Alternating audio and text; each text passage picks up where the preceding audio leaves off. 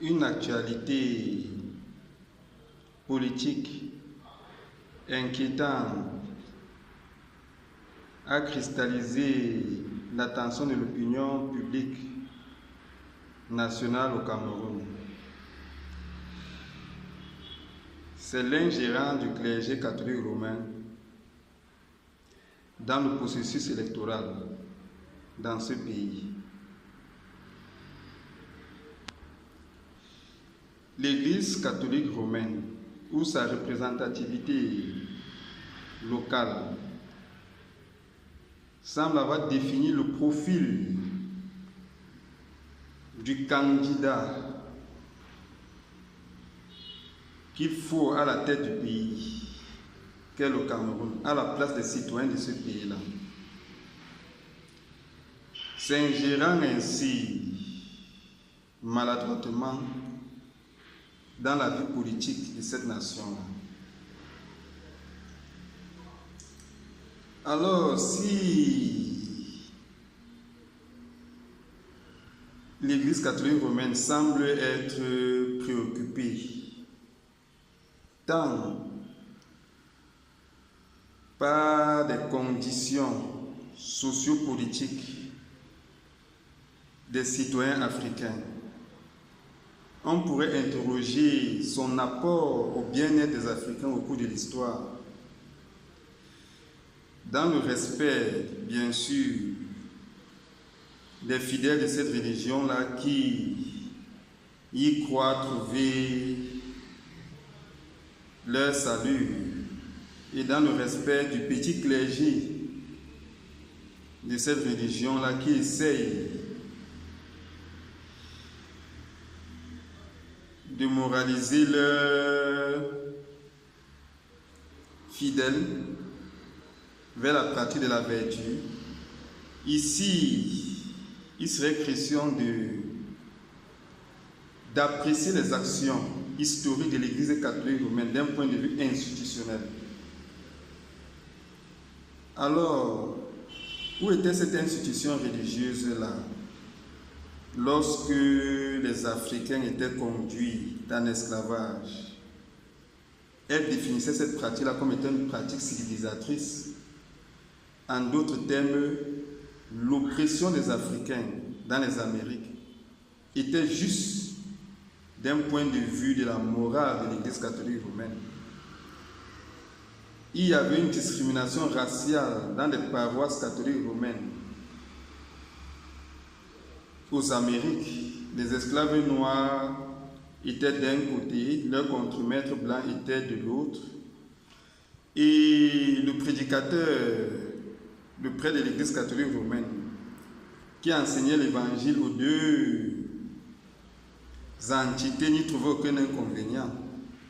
Une discrimination raciale au sein des paroisses de l'Église catholique romaine n'était pas un problème. Où était l'Église catholique romaine lorsque l'impérialisme occidental opprimait les Africains? À la fin du 19e siècle, au début du 20e siècle. Où était-elle pour ne pas prendre le parti des leaders révolutionnaires de cette époque-là, tels que Rodolphe Douala Mangabel, Samori Touré et bien d'autres?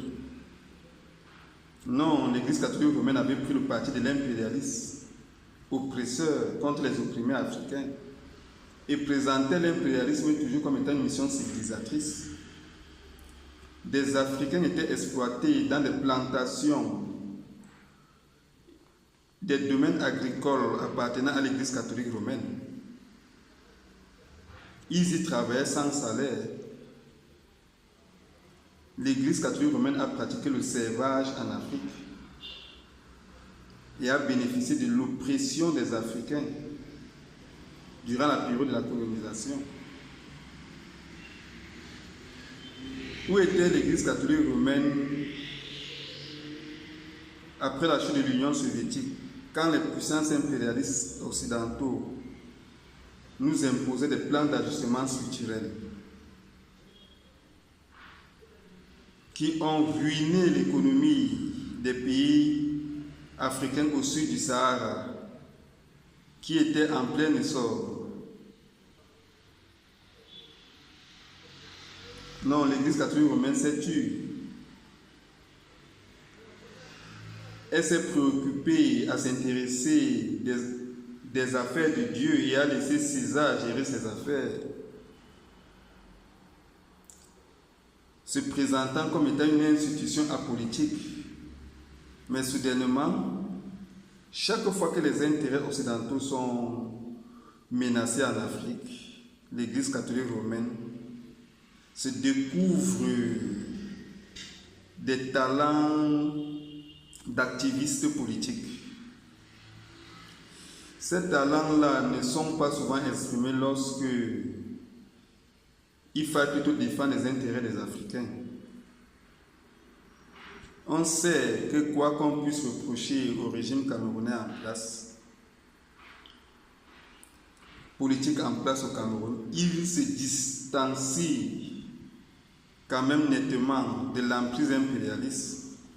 Ce n'est donc pas surprenant que la voix de l'Église catholique romaine s'exprime dans cette circonstance-ci.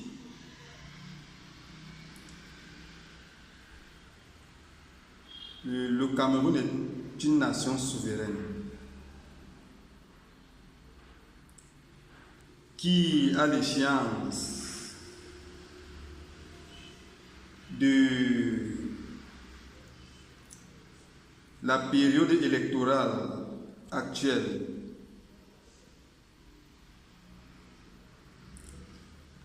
choisira le dirigeant qui lui convient.